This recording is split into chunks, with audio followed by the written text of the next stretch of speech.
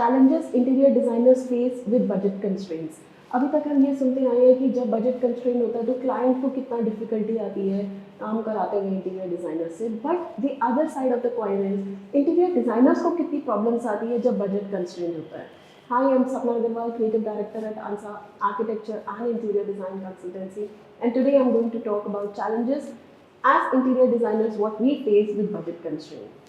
Dealing with tight budget is one of the biggest challenge that interior designers face. One major concern is combining quality and cost. Quality पे हम compromise नहीं कर सकते और cost को control करना है, और मार्केट की जो कॉस्ट है वो तो मार्केट लेती ही है. एक्सपेंसिव लुकिंग डिज़ाइंस चाहिए येट फंक्शनल चाहिए. उसके अलावा हमें अपने किसी भी स्पेंडिंग में ओवरबोर्ड नहीं जाना, सारे पैरामीटर्स को पकड़ते हुए डिज़ाइन को भी संभालना है. When it happens, it becomes very very critical to search for less expensive yet durable materials, as well as furnishings, accessories, even the items, soft furnishings जो हम खरीद रहे हैं, ऑफ शेल्फ बाय है, उसके लिए भी जो रिसर्च है वो बहुत इम्पॉर्टेंट हो जाती है. तो as interior designers this will involve very very extensive research work and being very innovative, because कई ऐसे आइडियाज़ लगाने पड़ते हैं, कई ऐसे आइडियाज़ को इनोवेट करना पड़ता है जिसमें मटेरियल की कॉस्ट कम हो, खर्चा कम हो, लेकिन फिर भी वो लग्जूरियस लगे. Another very important problem is how to manage customers' demand.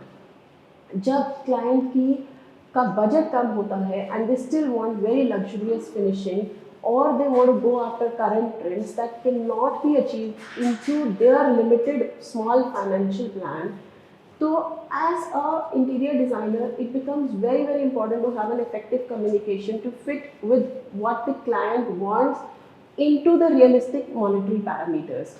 उस टाइम पे सबसे इम्पॉर्टेंट हो जाता है क्लाइंट के साथ कम्युनिकेशन, और उनको ये समझाना कि ये सब इसमें पॉसिबल नहीं है और हम इसके लिए क्या कॉम्प्रोमाइज़ हो सकते हैं, किए जा सकते हैं, या इसके ऑल्टरनेटिव आइडियाज़ क्या हैं, बिकॉज जो चीज़ वो मांग रहे हैं वो तो पॉसिबल नहीं है. तो उसके लिए बहुत इम्पॉर्टेंट होता है कि हम क्लाइंट को बड़े आराम से शांति से ये बात समझा पाए और अपनी बात को ढंग से रख पाए, बिकॉज अगर वो कहीं पे भी कम्युनिकेशन गैप आएगा तो लैक ऑफ ट्रस्ट आएगा. Thirdly I think as designers हम सब एक चीज़ बहुत ज़्यादा फेस करते हैं. We also have a limitation when it comes to customizing an item or integrating unique design elements that could be very expensive.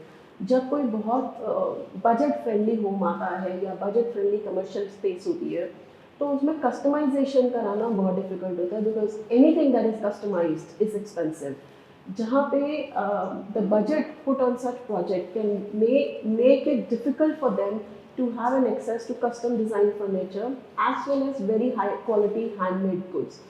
जहाँ पर बजट कंस्ट्रेंट हो जाता है वहाँ पे हाथ से कारीगरी करानी थोड़ी सी ज़्यादा मुश्किल हो जाती है, बिकॉज हाथ की कारीगरी हमेशा महंगी होती है. कोई चीज़ बहुत ज़्यादा कस्टम फिट करानी बहुत मुश्किल हो जाती है. तो हमें वो चीज़ें, हमारा जो डिज़ाइन लैंग्वेज है वो उन चीज़ों पे ज़्यादा फोकस करता है कि मार्केट में क्या अवेलेबल है और हम एज एज उसको फिट कर सकते हैं. Sometimes हमें ऐसा लगता है कि I actually feel कि it may end up in affecting the overall design integrity also. I think to conclude, I'd like to say operating under financial constraint requires very very creative thinking, because अगर आपका budget बहुत tight है तो आपको बहुत creative होना पड़ता है. It requires ingenuity. हमें कुछ नया इनोवेट करना होता है कि आपका मटेरियल कम लगे, आपका खर्चा कम हो, लेकिन फिर भी वो सुंदर लगे.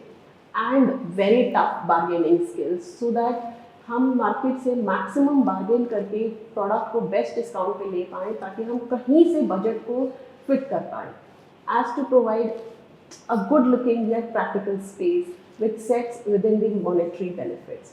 Thank you friends for watching this video, and for any kind of architecture and interior design consultancy you can contact us in the description given below.